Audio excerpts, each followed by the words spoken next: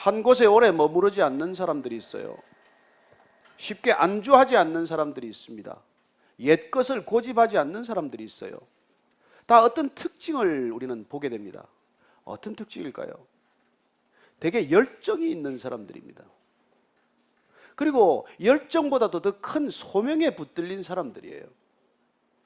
그렇게 소명에 붙들린 사람들은 한 곳에 안주를 쉽게 택하지 않습니다.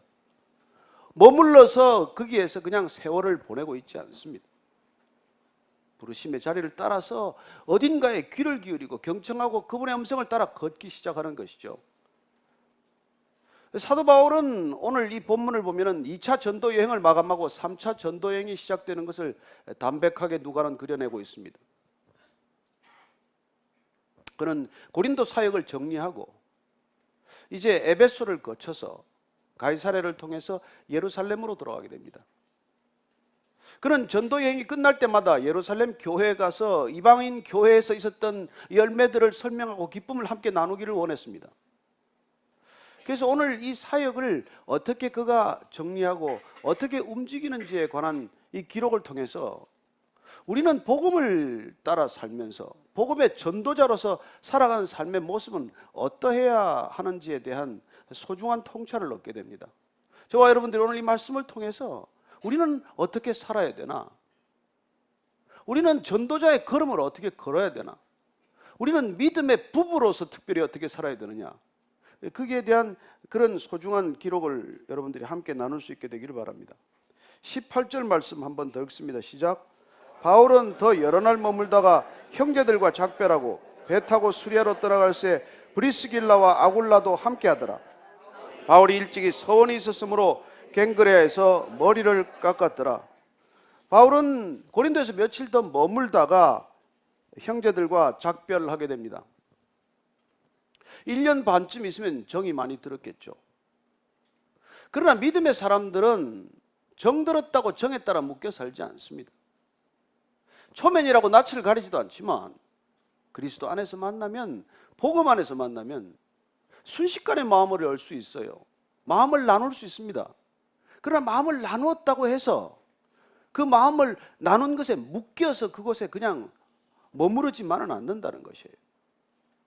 저도 짧은 기간 해외에서 이민교회를 경험했지만 이민자들이 그 마음을 여는 게 어렵습니다. 또 헤어질 텐데, 마음을 주면 또 떠날 텐데, 그런 것 때문에 쉽게 마음을 열지 않아요. 그러나 저는 그리스도인들이란 정말 그리스도 안에서 만났을 때는 한순간에 마음을 열어 젖힐 수 있는 사람들이에요. 그리고 얼마가 되었건 그 시간은 영원으로 넘어간 시간이기 때문에 떠나는 거 그렇게 힘들지 않습니다. 그러나 여러분들이 열정에 붙들리고 열정보다 더 큰 소명에 붙들릴 때 떠나는 것이 그렇게 어렵지 않다는 것, 작별하는 게 그렇게 슬프지 않다는 것을 기억하시기 바랍니다. 너무 헤어지는 것에 그렇게 아파하지 마십시오. 그 헤어지는 걸 배신이라고 말하지 마십시오. 그리고 오늘 바울은 1년 반 동안이나 있었어요. 그런데 어떻게 그는 이 고린도에 1년 반이나 있었냐는 것이죠. 그리고 그는 그곳에서 브리스길라와 아굴라라고 하는 이 믿음의 부부를 만났기 때문이에요. 어떻게 만났습니까? 브리스길라와 아굴라 부부는 로마에서 글라우디오 칙령에 따라서 쫓겨났어요. 퇴거 명령을 받고 여기 고린도에 장막업으로 돈 벌기 위해 왔습니다. 바울은 드로아에서 북아시아 쪽 전도를 생각했는데 성령과 환상에 이끌려서 그는 마게도니아로 왔고, 빌립보에서 루디아 집에서 교회가 되었고, 그리고 또한 이제 데살로니카와 베레아와 아덴을 거쳐서 고린도에 온 거예요. 와서 이분들은 장막업 때문에 만나게 되었습니다. 믿음 때문에 만나게 되었어요. 한 집에 기거하게 되었습니다. 그리고는 놀랍게도 지금 1년 반 사역을 정리하고 바울이 떠나는데 이 브리스길라와 아굴라 부부가 함께 떠나겠다는 거예요. 얼마나 놀라운 결정입니까? 쉬운 결정입니까? 부부가 함께 떠난다는 것, 가족이 함께 바울이라는 한 사도를 따라 같이 떠나는 게 쉬운 결정이겠어요? 여러분, 아내 때문에 못 떠납니다. 부인들이 틀어지면 못 떠나요. 꼼짝도 못 합니다. 그러면 도대체 이 브리스길라와 아굴라 부부는 어떤 부부길래 만난 지 1년 반밖에 안 되는 이 사도를 바울을 따라서 이 고린도라는 거처를 미련 없이 장막을 걷어서 같이 갈 수 있냐는 거예요. 이 부부가 믿음 안에서, 성령 안에서, 그리스도 안에서 한 팀이 되었기 때문이에요. 한 팀이 되었다는 것입니다. 여러분, 부부는 벌거벗어도 부끄러워하지 않은 관계입니다. 서로 사랑하는 관계예요. 그러나 그게 다 아닙니다. 금슬 좋은 게 전부가 아니에요. 다른 어떤 부분보다 사이가 좋습니다. 그게 다가 아니란 말이에요. 그들은 마주 보다가 주님을 함께 바라보는 부부가 되어서 한 팀, 드림팀을 이루었다는 거예요. 오스본이라는 사람은 이 팀의 이니셜을 이렇게 풉니다. 마치 베이직 처치 할 때 베이직이 Brothers and Sisters in Christ의 이니셜이다. 이렇게 제가 설명드렸듯이 팀, T-E-A-M의 T는 truth, 진리 안에 부부가 있기 때문에 하나가 되었다는 거예요. 그냥 서로 좋은 정도가 아니라 진리 안에 팀이 되었다는 것입니다. 저는 여러분들이 부부가 정말 성령 안에서, 진리 안에서, 말씀 안에서 하나가 되기를 축복합니다. 그때 진정한 부부예요. 그리고 이터니티, 영원한 부부가 되는 거예요. 그냥 좀 뭐 함께 살다가 또 뜻이 안 맞으면 헤어지고 이게 아니고 죽음이 갈라놓을 수 없는 부부, 영혼을 향해 사모하고 영혼을 함께 걸어가는 그런 부부가 되었다는 거예요. availability, 열려있는 부부예요. 유연한 부부예요. 부부지간에 둘이는 너무 좋은데 다친 부부가 있어요. 부부 밖에 모르는 사람이 있어요. 그래서 악한 일을 저지르는 부부가 있습니다. 성경이 유명한 아합과 이세벨 부부는 찰떡궁합이에요. 나봇의 포도원 뺏는 데는 이견이 없어. 그런 부부가 아니고 이웃에 열려있고 이웃의 필요에 열려있고 이웃의 아픔에 열려있는 부부, 이게 부부로 하나님께서 맺어주신 목적이란 말이에요. 마지막에 M, 미니스트리예요. 그저 여러분 이 부부가 뭐 함께 사는 것만이 목적입니까? 같이 그냥 서로 사랑을 나누는 것만이 목적입니까? 애 낳고 사는 게 전부입니까? 아니, 어떤 하나님께서 우리가 발견하는 건 새로운 소명을 발견하는 거예요. 부부에게 함께 주는 이 소명, 이 소명을 발견하고 이 소명을 감당하는 미니스트리, 이게 부부됨의 이유와 목적이라는 것입니다. 놀랍지 않습니까? 그런 팀이 됐을 때, 부부가 그런 드림팀이 됐을 때 그들은 바울과도 한 팀이 된 것이죠. 저는 여기 있는 모든 부부가 그런 팀이 되기를 축복합니다. 그리고 부모는 자녀들과 또 이런 팀이 되어야 되지 않겠습니까? 우리가 다음 세대를 놓쳐서 어떡합니까? 자녀들하고 팀을 이룰 때 어떤 기준을 가지고 이루어야 되는지를 우리가 한번 깊이 묵상해야 한다는 것이죠. 그렇습니다. 뭐 불가피한 일로 남편과 사별할 수도 있고 부부가 헤어질 수도 있지만, 그러나 다시 새롭게 내가 가정을 이루어야 한다면 어떤 목적과 어떤 이유로 그 가정을 지켜내야 할지를 한번 여러분들 이 말씀을 따라 한번 같이 따라가 보자는 것이죠. 그리고 놀랍게도 이들 부부는 바울을 보자마자 함께 기거를 시작했어요. 요즘 누가 그렇게 집을 엽니까? 뭐 기껏하면 호텔 하나 잡아주는 정도겠죠. 물론 문화는 달라졌어요. 그러나 그럼에도 불구하고 우리는 그리스도인들의 가정, 그리스도인들의 집이란 어떤 곳이어야 하느냐는 것이죠. 그곳은 사람을 환대하고 사람을 접대하는 곳이에요. 이제 우리가 곧 뭐 예배 처소를 옮기겠지만은 이제 다시 가는 곳은 여기보다도 더 환경이 열악해서 여러분들이 통독반을 위해서 모일 장소도 마땅치 않을 거예요. 그래서 제가 지난달부터 계속해서 여러분들의 가정을 이제 오픈해라, 여러분들의 집을 좀 열어라, 그런 얘기를 계속해서 드리는 거예요. 왜? 이 브리스길라와 아굴라 부부는 집을 어떻게 썼냐는 말이에요. 그냥 밥만 먹는 곳입니까? 잠만 자는 곳입니까? 그냥 애만 키우는 곳이에요? 여러분, 큰 집 왜 가집니까? 왜 집을 그렇게 꾸밉니까? 그렇게 집을 하는 이유가 뭐냐는 말이에요. 그래서 우리가 한번 26절 말씀을 먼저 한번 읽어보십시다. 26절 시작. 그가 회당에서 담대히 말하기 시작하거늘 브리스길라와 아굴라가 듣고 데려다가 하나님의 도를 더 정확하게 풀어 이르더라. 나중에 아볼로 얘기를 좀 더 하겠지만은 이 에베소 교회 아볼로라는 어떻게 보면 담임 목사가 온 거예요. 근데 이 사람 설교를 들으니까 좀 문제가 있어요. 근데 이 사람하고 싸우거나 이 사람을 무시하거나 무슨 이 사람과 대립을 하거나 이게 아니라 이분을 정중하게 초청을 해서 이분에게 그리스도의 도를 좀 더 설명해 주는 놀라운 장소로 가정을 오픈한 거예요. 여러분, 이 브리스길라와 아굴라 부부는 자기의 가정을 훈련과 양육과 전도와 교제와 이런 공간으로 가정을 오픈했다는 것입니다. 저는 이 시대 제도권의 교회가 이미 능력을 상실했다는 것은 여러분들이 잘 알고 있습니다. 무슨 말이 더 필요하겠어요? 우리는 어떻게 교회의 능력을 회복할 것입니까? 어떻게 교회가 교회됨을 더 이 세상 가운데 증명하겠습니까? 저는 다시 우리가 이 가정교회, 이 교회를 회복하는 것만이 길이라고 믿습니다. 바울이 빌립보에 도착했을 때 루디아라는 사람이 자기 집을 오픈했을 루디아 교회가 되지 않았습니까? 그것이 빌립보 교회예요. 데살로니가 야손이 집을 오픈하지 않습니까? 아마 그것이 데살로니가 교회가 되었겠죠. 그래 로마서를 쓸 때 바울은 로마의 곳곳에 교회가 이미 있었다는 것을 압니다. 다 가정 교회들이에요. 우리가 통독반으로 흩어지고자 하는 까닭, 그 이유는 통독반 하나하나가 다 이미 교회가 되어 있어야 마땅하기 때문입니다.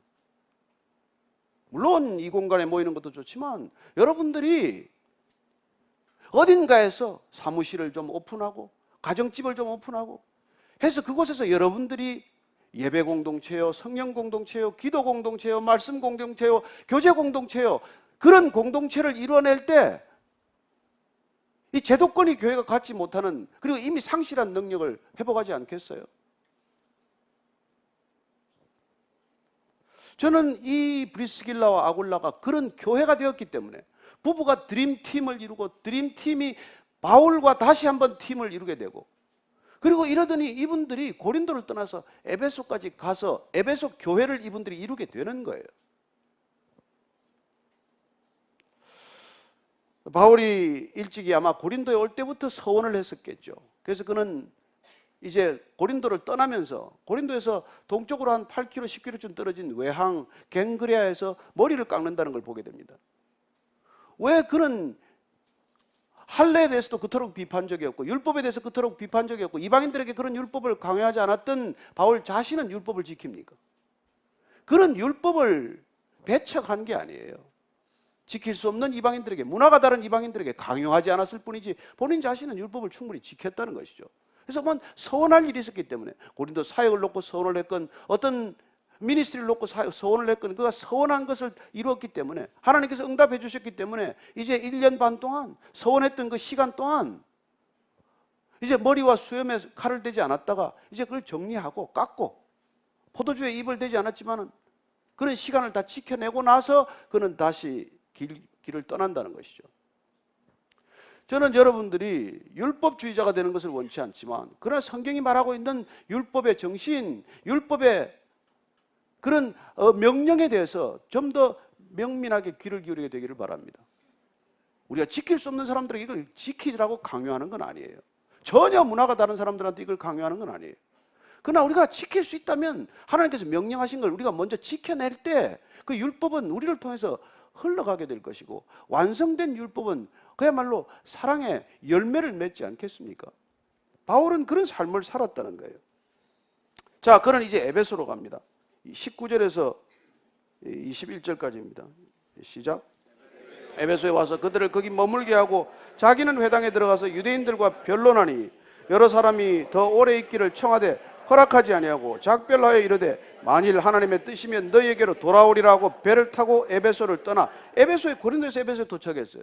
고린도에서 그는 지금 예루살렘으로 가기 위해서 가이사랴까지 가면 한 800km 항해 거리기 때문에 단숨에 가기가 그 당시에 어려웠어요. 그래서 소아시아에 있는 에베소에 기항한 것입니다.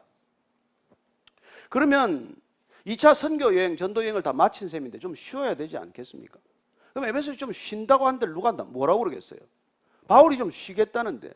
그러나 그는 또 에베소에 도착하자마자 또 회당을 찾아가서 그들과 변론하고 복음을 증거하기 위해서 이렇게 또 일을 벌이는 거예요. 우리는 이런 사람들 보고 자칫 잘못하면 일 중독인가? 저 사람은 워커홀릭인가? 그렇게 말할지 몰라요. 여러분, 그러나 바울에게는 우리가 워커홀릭이라는 말을 적용할 수 없어요. 그는 어디를 가나 이 복음을 숨쉬듯 전하기 때문입니다. 여러분들 누가 숨쉬는 걸 일이라고 말합니까? 인사할 때 지난주 한 주 동안 숨쉬는 일 열심히 하셨습니까? 그렇게 묻는 사람이 있습니까? 누가 여러분들 가족을 사랑하는 일을 보고 한 주간 동안 여러분들 가족을 사랑하는 일 열심히 하셨습니까? 그렇게 묻습니까? 여러분, 숨쉬는 건 일이 아니에요. 복음을 전하는 것도 바울에게는 숨쉬는 것과 마찬가지예요. 사랑하는 건 일이 아닙니다. 가족을 사랑하는 게 무슨 일입니까? 그러나 일처럼 하다가 힘드니까 다 지쳐서 나가 떨어지는 것이죠. 일처럼 하니까. 여러분, 바울은 이게 일이 아니란 말이에요. 예수님께는 일이 아니에요.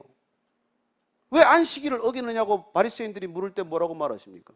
아버지가 일하시니 나도 일한다 라고 말해요. 왜 일하느냐고 물었기 때문에 그렇게 대답하셨지만 예수님의 마음 가운데는 이렇게 대답하고 싶었을 것입니다. 그게 일이니? 너희들한테는 일이지. 여러분, 사랑은 일이 아니에요. 숨 쉬는 건 일이 아닙니다. 복음 전하는 건 일이 아니에요. 삶이에요. 그분과의 관계를 드러내는 삶의 방식일 뿐이에요. 그래서 그는 어디를 가나 그냥 복음으로 사는 거예요. 복음은 생명입니다. 복음은 빛이에요. 복음은 그냥 능력입니다. 왜 그걸 일로 만들어서 사역자라고 말합니까? 그랬기 때문에 브리스길라와 아굴라는 사역자의 길을 간 게 아니에요. 무슨 전임 사역자 파트타임 하다가 지금 풀타임으로 간 게 아니란 말이에요. 그들은 무엇을 하든 일하는 목적을 새롭게 발견했고 돈 벌기 위해 일하는 게 아니라 주님의 통로가 되기 위해 일하는 것이고 돈 벌기 위해 일하는 게 아니라 하나님의 일을 감당하기 위해서 그냥 일하는 거예요. 그러나 본업을 찾았기 때문에 그 부업도 성실하지만 그 부업도 의미가 있지만 그러나 이런 본업을 향해서 줄다름 치는 사람이 된 것이죠.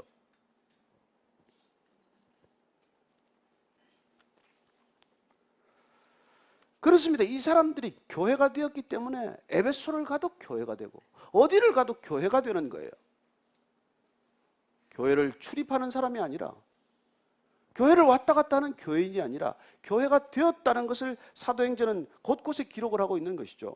그래서 고린도전서 우리가 16장 19절을 보면은 이 부부에 대해서 조금 더 구체적인 이런 표현을 읽게 됩니다. 고린도전서 16장 19절을 같이 읽습니다. 시작. 아시아의 교회들이 너희에게 문안하고 아굴라와 브리스가와 그 집에 있는 교회가 주 안에서 너희에게 간절히 문안한다. 이 고린도전서는 이건 로마에서 쓴 편지예요. 에베소에서 쓴 편지죠. 그런데 지금 이 브리스길라와 아굴라라고 하는 사람이 그 집에 교회가 되었기 때문에 그 집에 있는 교회의 안부를 지금 전하고 있는 것입니다. 그들은 이미 교회가 되었기 때문에 그걸 교회라고 본다는 것을 기억하시기 바랍니다. 로마서 다시 한번 찾아보면 로마서 16장을 한번 보십시오. 로마서 16장 3절에서 5절까지를 한번 보십시다. 로마서 찾으셨습니까? 3절부터 5절까지입니다. 시작. 너희는 그리스도 예수 안에서 나의 동역자들인 브리스가와 아굴라에게 문안하라. 그들은 내 목숨을 위하여 자기들의 목까지도 내놓았나니 나뿐 아니라 이방인의 모든 교회도 그들에게 감사하느니라. 또 저희 집에 있는 교회에도 문안하라. 이 지금 브리스길라와 아굴라가 다시 글라우디오 칙령 때문에 로마를 떠났다가 다시 로마로 돌아갔어요. 로마에 돌아가서도 그이들은 또 교회가 된 거예요. 그래서 그 부부에게 대해서도 문안하라. 로마에 있는 성도들에게 편지를 보낸 것이죠. 저는 이분들이 어디를 가나 교회가 되어 있다는 것, 그분의 가정이 교회로 오픈되었다는 것, 그리고 가정을 통해서 놀라운 교회의 열매들이 있다는 것을 여러분들이 기억한다면 이거 그냥 초대교회에서만 있었던 일이다 라고 하기에는 여러분 오늘날 사정은 너무 급박한 거예요. 저는 저와 여러분들이 교회 되었다라는 믿음을 가졌다면 여러분들의 가정도 교회가 되어야 하는 것이고 그곳에 마땅히 그리스도인들이 함께 예배 드릴 수 있어야 한다는 것이죠. 예배의 공간이 되어야 한다는 것입니다. 저희 교회 여기 와서 처음 예수 믿은 사람이 3년 동안 아침 예배를 그러지 않더니 저녁 예배도 단 하루도 그러지 않았대요. 그래서 말할 수 없는 기적을 경험하게 됩니다. 돌아올 수 없는 가족들이 다 돌아와서 온 가족이 지금 집에서 예배를 드리고 있는 것이에요. 주일날도 와서 예배를 드리지만 목회자도 하지 않는 그런 놀라운 예배 공동체를 이루어 놓은 거예요. 3년 동안에 단 하루도 빠지지 않고 저녁 예배를 그러지 않는 그런 공동체가 탄생한 것이죠. 진정한 교회 아닙니까? 그런 교회가 진정한 교회 아닙니까? 그저 일주일에 한 번 와서 이곳에서 그냥 찬양 맺곡하고 그냥 이렇게 뭐 설교 한 번 듣고 이게 교회입니까? 이게 교회입니까?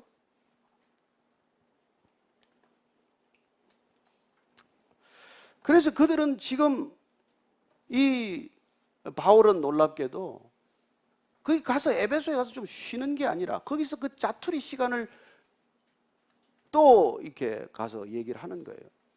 그래서 제가 읽으면서 여러분 그리스도인들에게는 짜투리 시간이 없구나.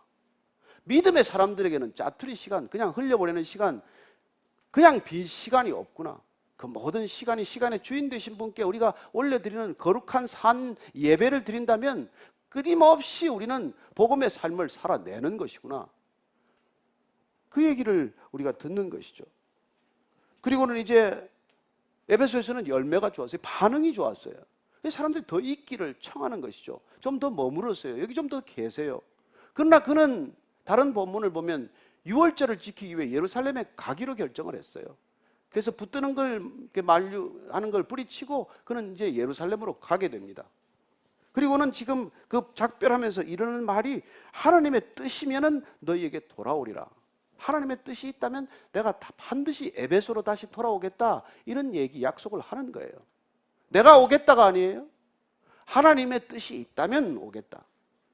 안 오려고 핑계대는 말이 아닙니다. 그냥 빠져나가기 위해서 둘러대는 말이 아니에요. 그는 기도하고 이 말을 했을 것입니다.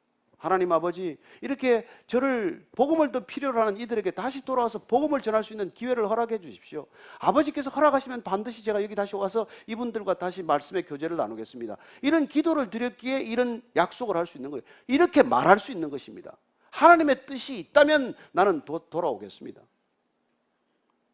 근데 우리는 들으면 대충 이런 예를 들으면은 안 오겠다는 뜻이구나. 뭐 이렇게 듣는 거 아닙니까? 그럼 도대체 왜 그런 생각을 갖게 됐습니까? 하나님의 뜻을 빙자해서 자기 뜻을 이루고자 하는 게 너무 많으니까 우리가 너무 많이 당해보고 속았으니까 그런 얘기를 하는 것이죠. 그럼 여러분 하나님의 뜻과 사람의 뜻을 구분하는 게 그렇게 어렵습니까? 혼동스럽습니까? 아니요. 너무 쉬워요 사실은. 하나님의 뜻을 분간하는 건 여러분 어렵지 않습니다. 사도 바울이 간 길을 봅시다. 자, 첫째, 그는 하나님의 뜻을 따라가는 사람이라면 그가 자기의 유익을 위해서 갔습니까? 여러분 바울이 움직이는 삶의 걸음 가운데 자기의 유익을 위해 간 길이 어디 있습니까? 손해보는 길 간 거 아니에요. 하나님의 뜻을 가는 길은 여러분 자기의 유익과는 먼 길이에요. 두 번째, 편안한 길입니까? 바울이 편안하면 집에 있지 뭐 그 길 나갔겠어요? 안디옥에 머무르지 왜 그 힘을 가겠습니까? 가는 곳마다 박해가 있는데 왜 그 길을 가겠어요? 편안한 길이 아니에요. 불편한 길이에요. 그래요. 하나님의 뜻을 따라가는 길은 편치 않은 길입니다. 그러나 셋째, 하나님의 길은 그가 이미 믿음의 증거를 받고 가는 길이에요. 바울은 가는 곳마다 박해를 비록 받았지만 그 박해 가운데서도 복음이 전해지는 것을 보았고 믿음의 증거를 그는 손에 쥔 듯이 보았던 사람이에요.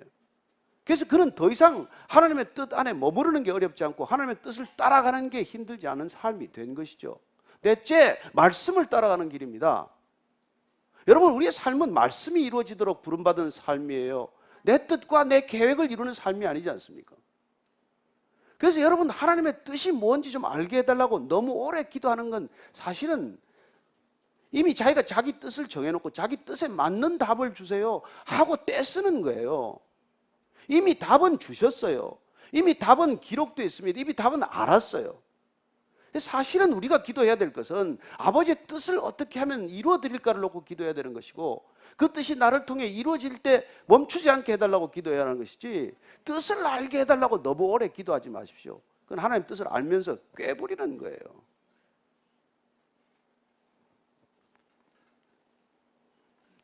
이걸 보려니까 기도 시간이 길어지죠.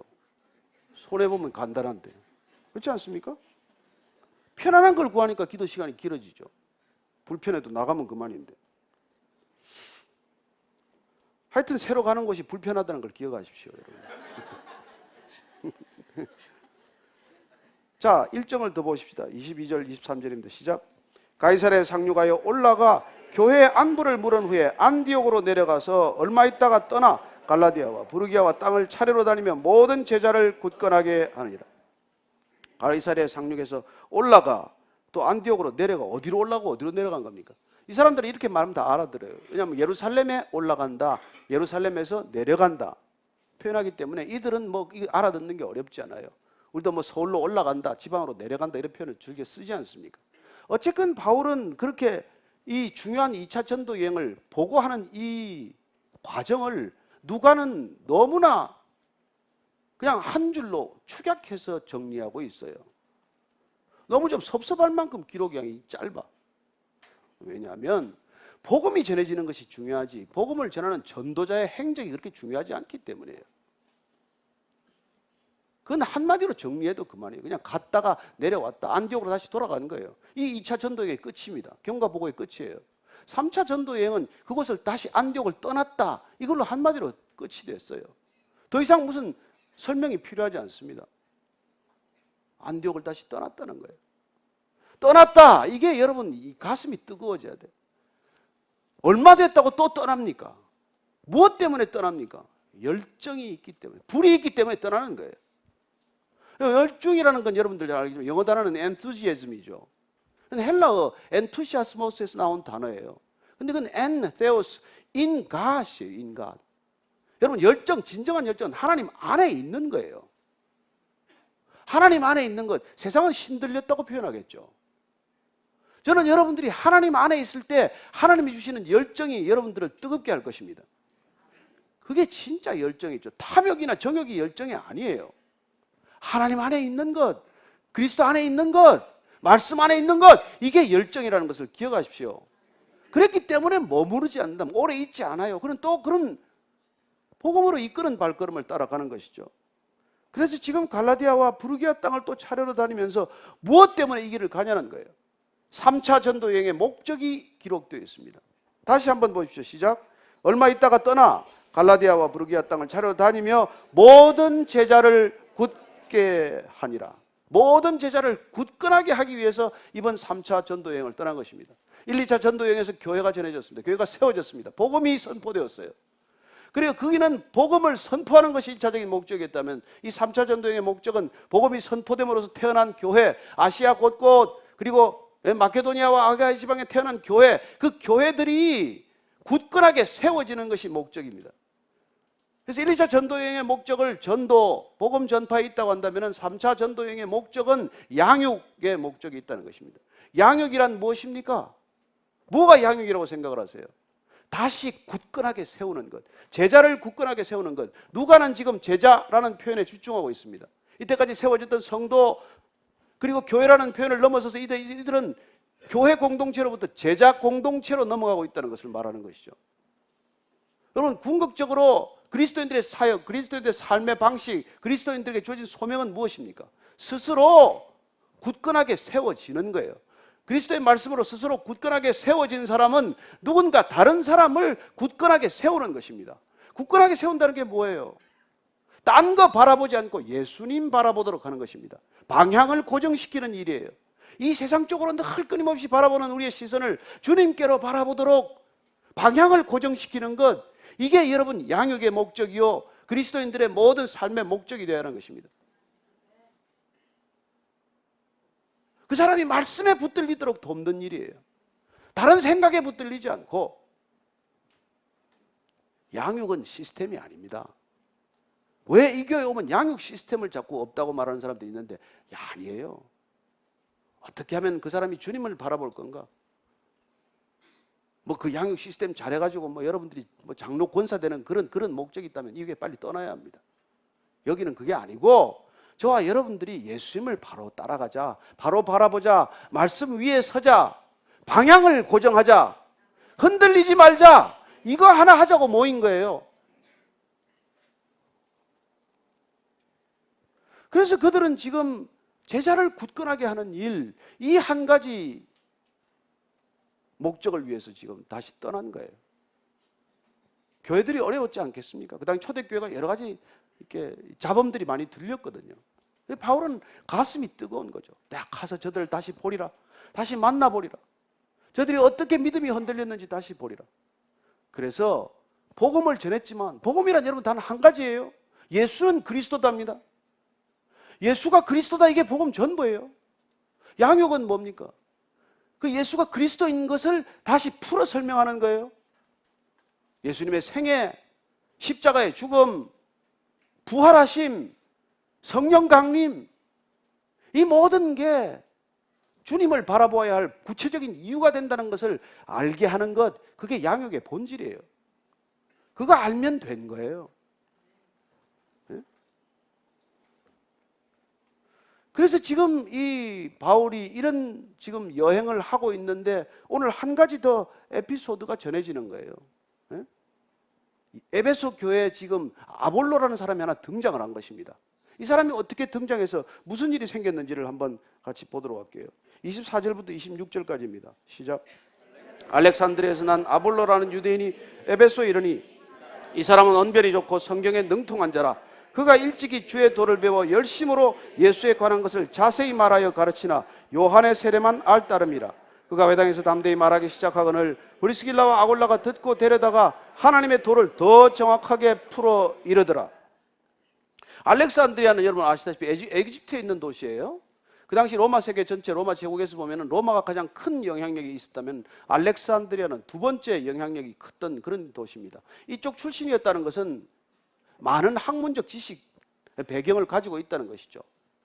그래서 아볼로는 모든 지식 세계에 활짝 트여 있었고 철학이나 수사학이나 이런 것들이 다 섭렵했다는 뜻이에요. 그리고 그는 언변이 탁월했어요.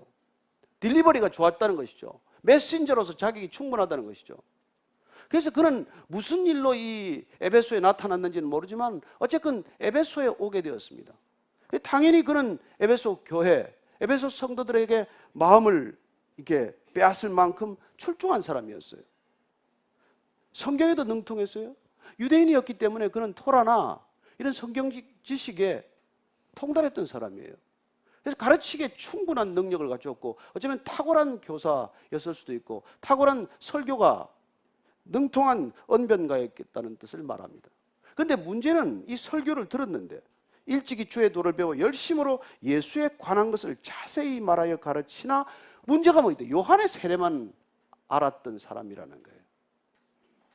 예수에 관해서 다 알아요. 예수의 뭐 몇 년에 태어났고 언제 어떻게 죽었고 하는 예수에 관한 사실은 다 알고 자세히 가르칠 수 있지만 그러나 예수님의 생애와 예수님의 죽음과 예수님의 부활과 그리고 특별히 성령 세례에 관해서 무지했다는 것입니다. 그래서 그는 요한의 물세례만 알았다라고 말합니다.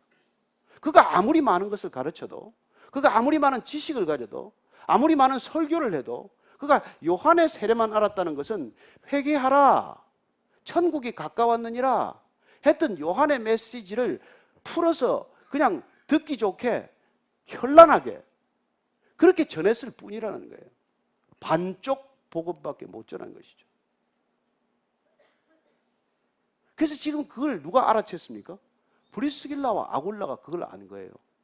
설교는 좋아, 현란해, 사람들이 다 귀를 열어. 뭐 바울보다 훨씬 낫다는 평가를 받았으니까 나중에 고린도에서도. 그러나 어쨌든 그러나 그 설교를 들어보니까 뭔가 빠진 거예요.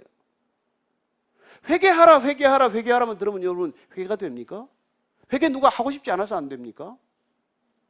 여러분 성경적 지식이 많다고 해서 꼭 여러분 능력 있는 그리스도인입니까? 아니잖아요. 많은 것을 알았지만 그리스도에 관해서 알았을 뿐이지 그리스도를 경험하지 못한 사람들은 이런 결과를 낳는 거예요. 문제는 브리스길라와 아굴라가 그걸 보고 야, 저 틀렸다, 저 사람 목사 아니다 이렇게 비판하거나 등을 돌리지 않았다는 것입니다. 집으로 초청해서 그에게 소상히 그리스도에 대해서 풀어 설명한 거예요. 이게 무슨 일입니까? 요새 이거 있을 수 있습니까? 제가 만약 여러분 형제가 나한테 와서 조 목사님 오늘 좀 우리 집에 와보세요. 당신 설교를 들으니까 이게 빠졌다 그러면 제가 딴 교회 가보세요. 그렇지 않겠어요? 근데 초대교회에서는 어떻게 이게 가능했냔 말이에요. 브리스길라와 아굴라가 평신도 사역자가 아니었기 때문에 가능해요. 아볼로가 성직자가 아니었기 때문에 가능합니다. 아볼로나 브리스길라나 아굴라나 이 사람들이 다 제자였기 때문에 가능한 거예요. 모두가 다 제자였기 때문에 그들은 다 예수님을 스승으로 예수님을 따라갈 뿐이지, 그래야 제자들끼리는 서로가 서로에게 배울 수 있고 서로가 서로에게 가르칠 수 있는 놀라운 초대교회 분위기니까 소위 말하는 설교자를 불러다가 설교에 잘못된 것들을 이렇게 보완해 줄 수 있는 놀라운 친밀감이 형성될 수 있었던 것이죠. 제가 그 재작년인가요? 2년 전인가?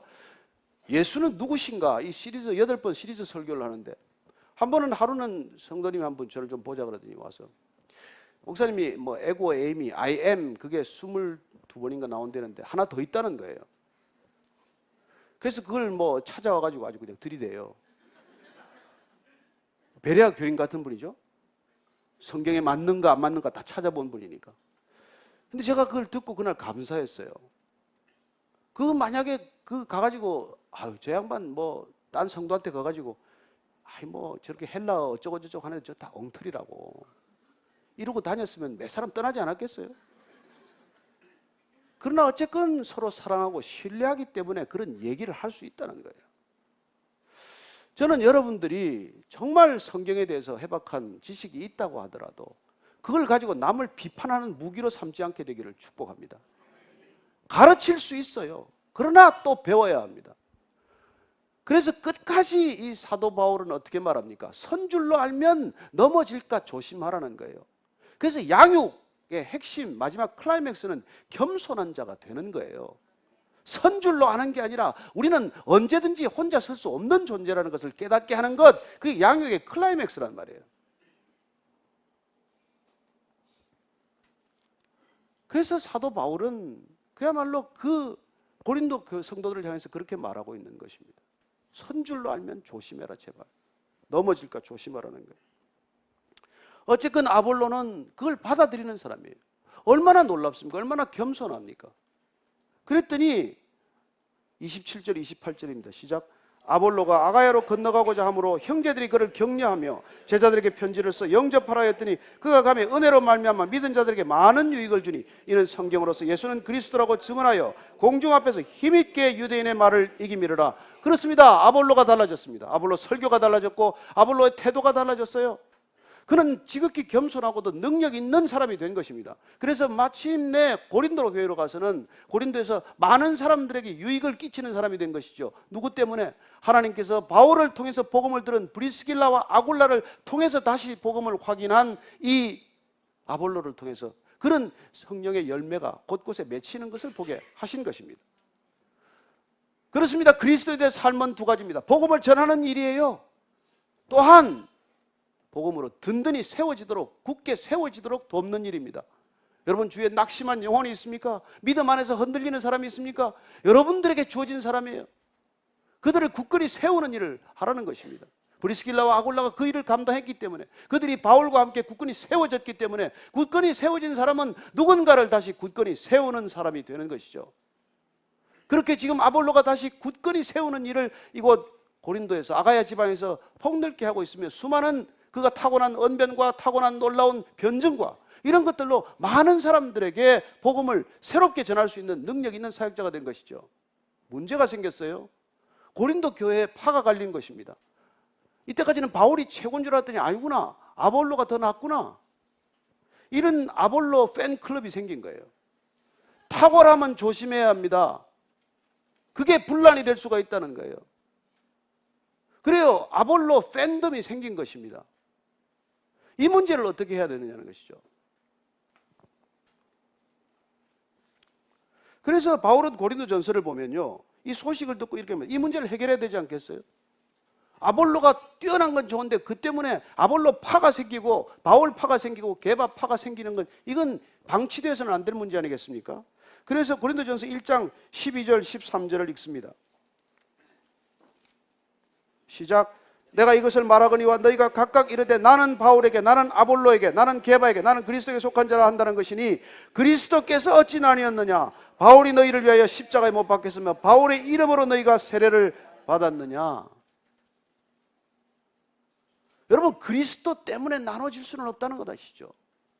어느 한 설교자나 어느 한 사람 때문에 그런 팬클럽이나 팬덤이 생기는 걸 경계하라는 것입니다. 사도 바울은 3장 6절 7절 이렇게 말씀하십니다. 고린도전서 3장 6절 7절 읽고 마치겠습니다. 시작. 나는 심었고 아볼로는 물을 주었을 때 오직 하나님께서 자라나게 하셨나니 그런즉 심는 이나 물 주는 이는 아무것도 아니로되 오직 자라게 하시는 이는 하나님뿐이니라. 아멘. 아멘. 그런 아볼로 때문에 생긴 게 아니라는 걸 알았어요. 바울이 아볼로가 이런 일을 획책하거나 자기 사단을 만들거나 자기 인기 관리를 하기 위해서 이걸 한 걸 아니라는 걸 알았어요. 그러나 성도들은 그런 성향을 갖고 있는 것입니다. 그래서 고린도 교회를 향해서 그렇게 말하는 것이죠. 나는 심었다, 아볼로는 물을 주었다. 각자 역할이 다르다는 거예요. 그러나 자라게 하신 분은 오직 하나님 한 분이시다. 그렇습니다. 탁월한 사람들은 뭘 경계해야 합니까? 내가 영광을 받는 걸 경계해야 하는 것이죠. 저는 여러분들이 주님의 이름으로 탁월하기를 축복합니다. 그러나 탁월함이 드러났을 때 더욱 조심해야 합니다. 그거야말로 한순간에 내가 멸망의 길로 치닫는 지름길이에요. 그럴수록 우리는 주님을 드러내는 것, 하나님을 영광스럽게 하는 것, 그게 우리에게 주어진 소명이라는 것을 놓치지 않게 되기를 축복합니다. 바울이 그랬기 때문에 고린도 교회는 회복되는 것이죠. 그리고 아볼로도 인정하고 어느 누구도 경멸당하지 않지만, 그러나 한 개인의 탁월함이 교회보다 교회의 영광을 가리는 것은 방치되어서는 안 된다는 것입니다. 저는 주님보다도 교회의 이름이 드러나지 않게 되기를 축복합니다. 예수님보다도 한 설교자의 이름이 더 알려지지 않게 되기를 바랍니다. 여러분들 베이직교회 다닌다고 얘기도 하지 마세요. 주님의 교회 다닌다고 조용히 얘기하십시오. 그리고 주님을 드러내는데 여러분들의 삶의 목적이 있다는 것, 누군가를 굳건히 세우는 것이 모든 삶의 본질이라는 것 기억하고 이 자리를 떠나게 되시기 바랍니다. 한 주간 동안 누군가를 세우고 돌아오십시오. 힘들거든 여기 와서 다시 이렇게 세움을 받으시기를 축복합니다. 오늘 기도할 때 하나님 그렇게 살게 해주십시오.